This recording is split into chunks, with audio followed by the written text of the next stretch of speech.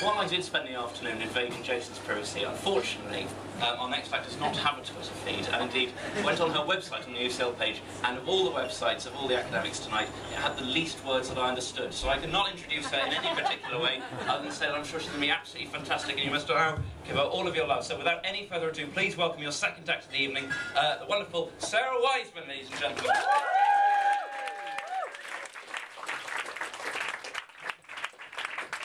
Hello everybody, yeah, I am Sarah Wiseman and I am a PhD student, and that means that I live in a rather isolated world full of coffee, graphs and missed deadlines.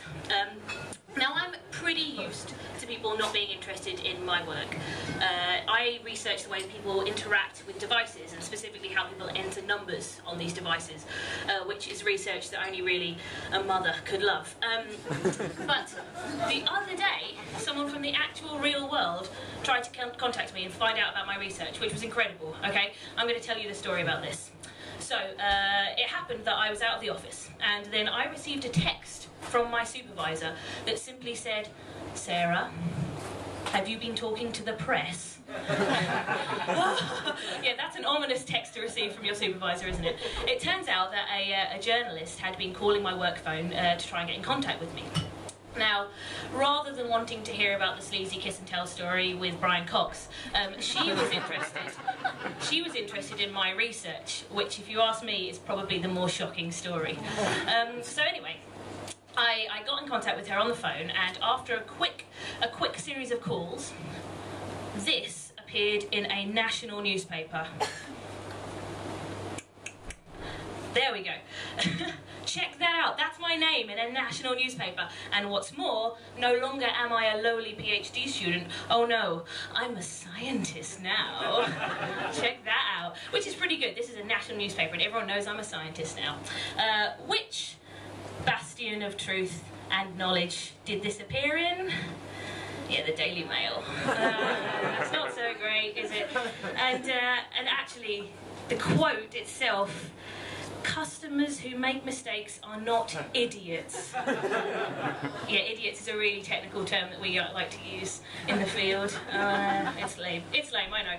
But I now have a new life goal. And my new life goal is to get quoted in the Sun and referred to as a boffin. And then I'll know I've made it. Then I'll know I've made it.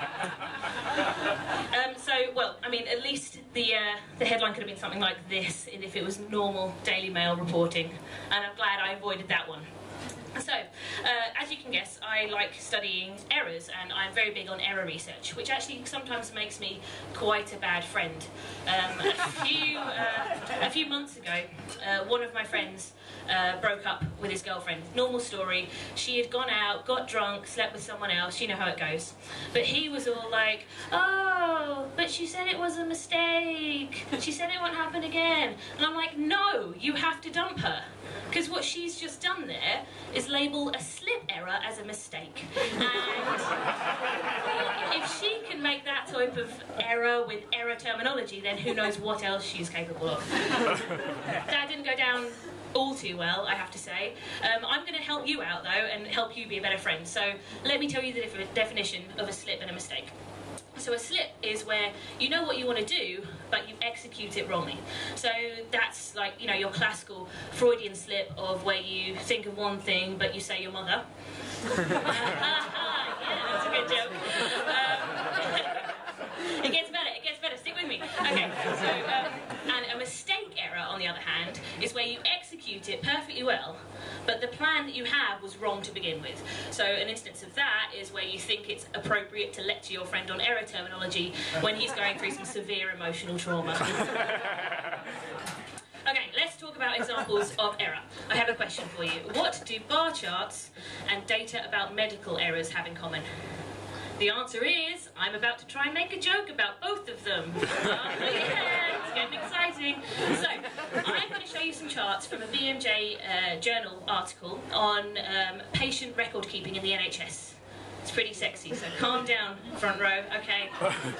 Now, this chart that I'm going to show you shows you the number of patients that were admitted to geriatric care in the years 2003 to 2009. Just take a look at the ages represented here. 0 to to 19 years old admitted to geriatric care. And the same thing happens at the other end of the scale. So these are people who are being admitted to child and adolescent psychiatric care. No one under the age of 30 on that graph. Now, I mean, I know some pretty immature people, but none of them are so extremely immature that, medically speaking, the NHS will treat them as children. Which means either this is an error, or, which I think is more likely, this is proof that Benjamin Button syndrome exists. How about that? And it's not just numbers that are being entered wrongly, it's genders too. This is a graph of all the men in 2003 and 2009 that were pregnant or required gynecological care. Again, error, or proof of this type of film being a real thing. So, I'm noticing a pattern here, I don't know if you are too, but it seems like Hollywood are getting all of their ideas for films from the NHS.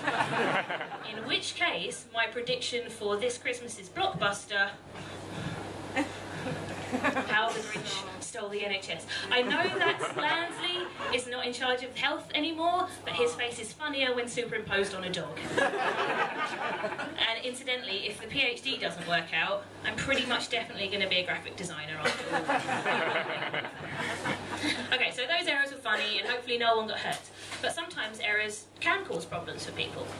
And so we want to find out more about what happens so that we can stop really bad things from happening.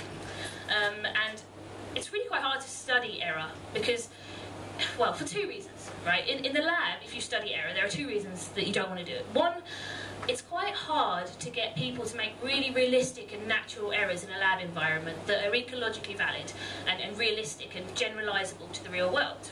And the second reason you don't want to do it is it just makes you a really bad person because you're just sitting in a lab all day wanting people to fail so you can be entertained. It's not very good for the soul, really. But there's another source of error that we can use, and that is the real world. So in our lab, we're using Twitter to collect instances of real-world error. So rather than having people just simply tweet Instagram photos of their lunch, we're asking people to tweet about the errors they make and then label it with the hashtag error diary. It's pretty straightforward, really.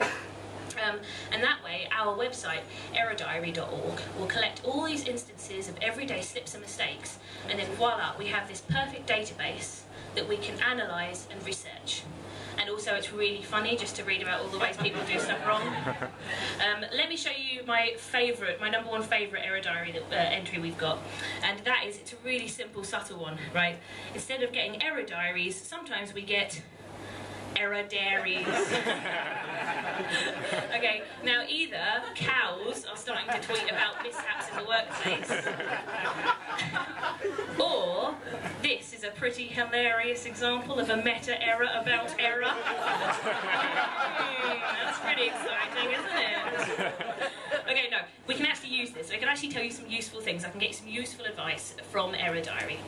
So, one thing I'm going to tell you is to be careful when the next time you make coffee.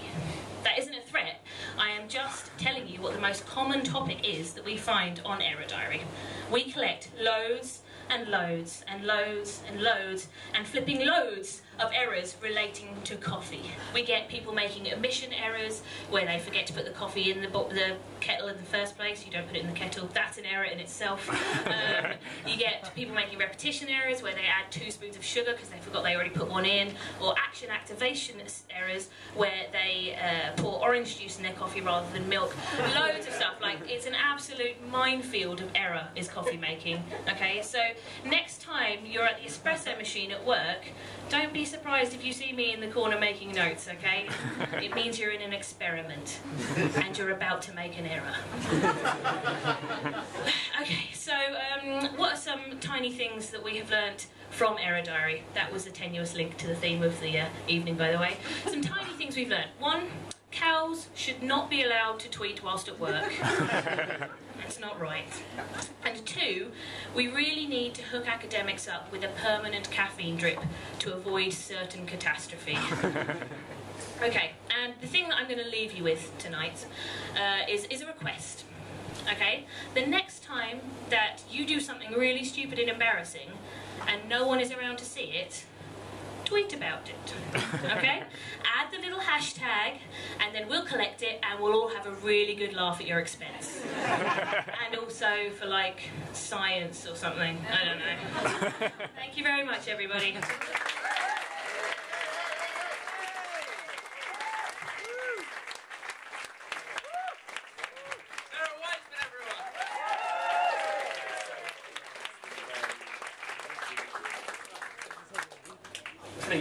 Fantastic stuff. I mean, I was going to give you another science show, but I hardly think we need one. But I'm intent upon doing it anyway. This one's for everyone. I've forgotten the more obvious ones. Neutron walks into a bar. How much do the drinks in here cost? The barman replies, for you? No charge. Genuinely expecting more for that, but never mind. Well, welcome to the stage, our third act.